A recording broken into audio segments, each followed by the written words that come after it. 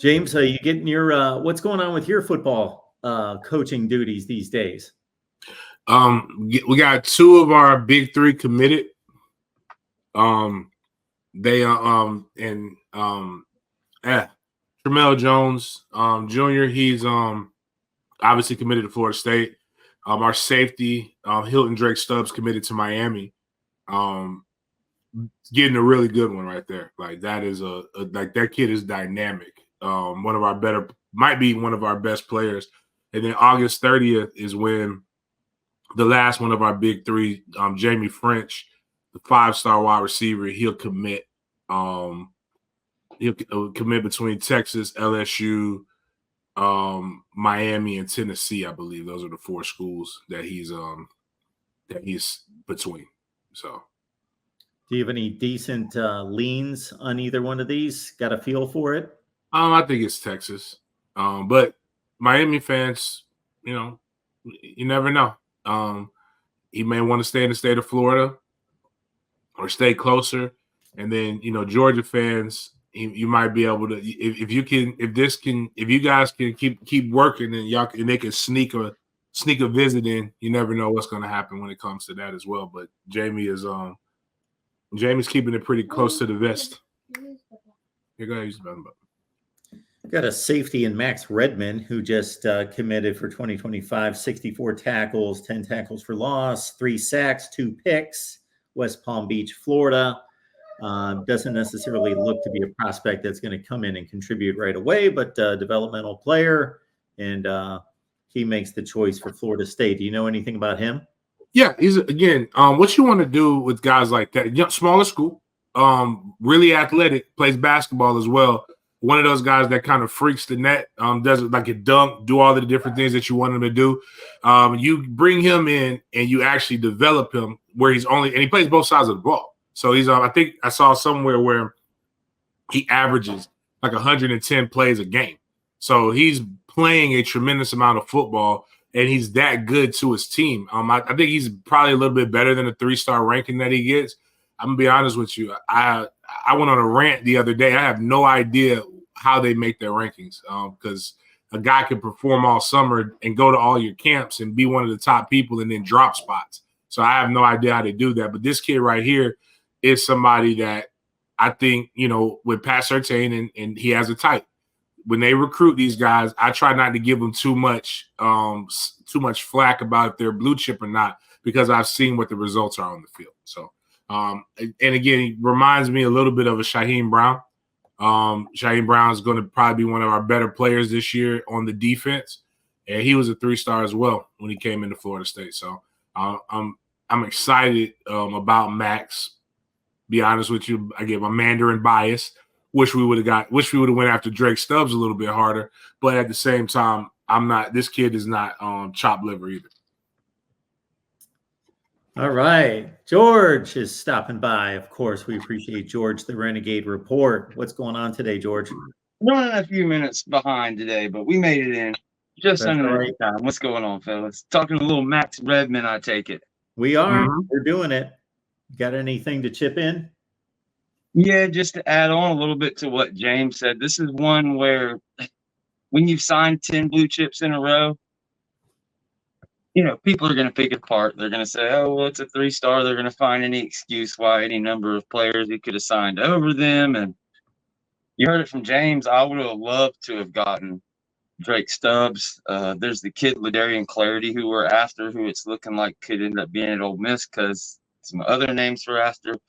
Like, at the end of the day, there's still like 6 guys on our DB board, and there's only like 2 spots left. So at the end of the day, I trust Patrick Surtain, to get who he wants in here. His track record in a short time has been pretty amazing. And when you look at Redmond, 6'2", 190 pounds, just a guy to lay the hat out there at the safety position. You got to just appreciate it. A good addition to the room. Not the sexiest, most exciting thing we'll get. And I'm sure we'll probably get a couple blue chip DBs down the line. But welcome to Tribe 25. I love it. We got together everyone last week and mixed it up on the recruiting front because Chris Frazier in particular, our buddy from Spear Addicts, wasn't real pleased with some recruiting efforts recently with a couple of linebackers getting away. So check out last week's show. And of course, George and Chris and James are all over the recruiting every day. So again, the Renegade Report, Den Media Group as well. Has anything happened in the last week? Not necessarily in regards to commits because we just picked off the one here, the safety, but going forward that you're going to be keeping your eye out for?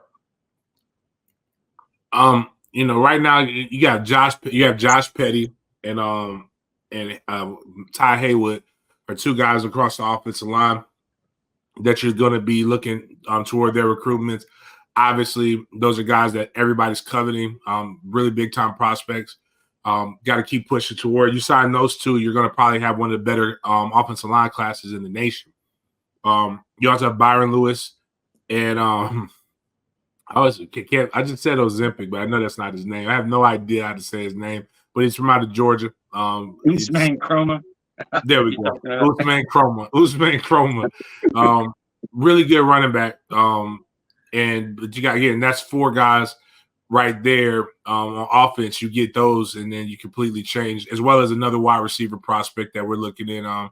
Dalen McCutcheons is somebody that we're trying to get. So those five guys are, if you get those five guys, or even if you get four of those five guys, you're really happy with the offense. They'll probably go reevaluate their board, see where they need to go pick up somebody if there's another high school prospect that fits what it is that they do. Or if it's just, hit the transfer portal in the offseason. You go into defense, you're going to probably get two more D linemen to round out that class. You've got to. Then you've got linebacker.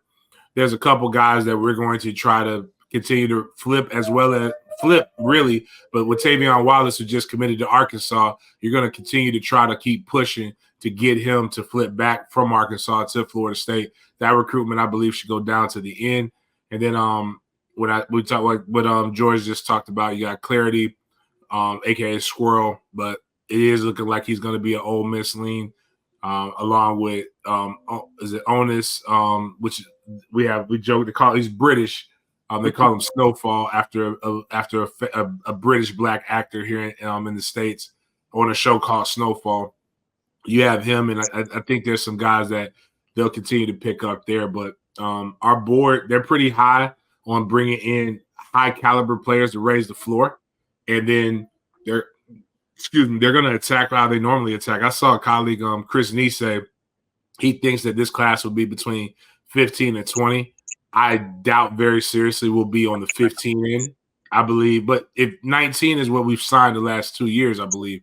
So, but I do believe that this class will be between 20 and 25 signees. So. Yeah, I'm in the same range. Like, you can maybe put 15, 16 guys down on chalk right now, but those extra 3 or 4 guys, whether it's a flip or whether it's somebody they're recruiting on the down low, I think that'll take care of it. I think we actually signed a little bit more than normal last year, but I totally agree with James. Somewhere in that, 18 to 22, 23 range is where it'll probably end up. A couple guys that we haven't mentioned between the two of us, Ty Jackson. He's the number 1 linebacker, I think, according to On3. The 2-4 composite has him at like number 14, 6'1", 200 pounds. I mean, he's just what Randy Shannon wants. Not trying to get our hopes up. We've seen this thing where all of a sudden, oh, yeah, Florida State's my new leader when they haven't really been in it for all this time. And you never end up getting the kid. He was just kind of using it for leverage for other schools, et cetera, et cetera. I'm not saying that's this situation, but it seems like they are making a concerted push at Ty Jackson. So if you could get him or flip Tavion Wallace, that's one of the beautiful things about Randy Shannon's position that he's in. You don't need 10 linebackers in the class. You've already got Pritchard. If you can get this guy, shit, everything, the mob calms down, everything's going to be all right. So we'll see what happens there. Also, another name that we got a date on recently is another one of those DBs with the nicknames. We call him Boosie. His name's Javori Antone out of Louisiana. I don't want to. I keep forgetting the actual place in Louisiana, so I won't mess it up. But he's from a parish over there. Going to be choosing between, I think, LSU, us, and Miami. James mentioned it. Those SFE kids that Dirk coaches, he's the cornerbacks coach, I believe, or DB coach for SFE 7-on-7. He's been throwing a lot of hints between FSU and Miami with those guys. So we're gonna see who gets who, but yeah, definitely a lot of fun watching recruiting, and we'll see what happens. But there's plenty of smoke, plenty of fireworks still to be had, and super excited for it.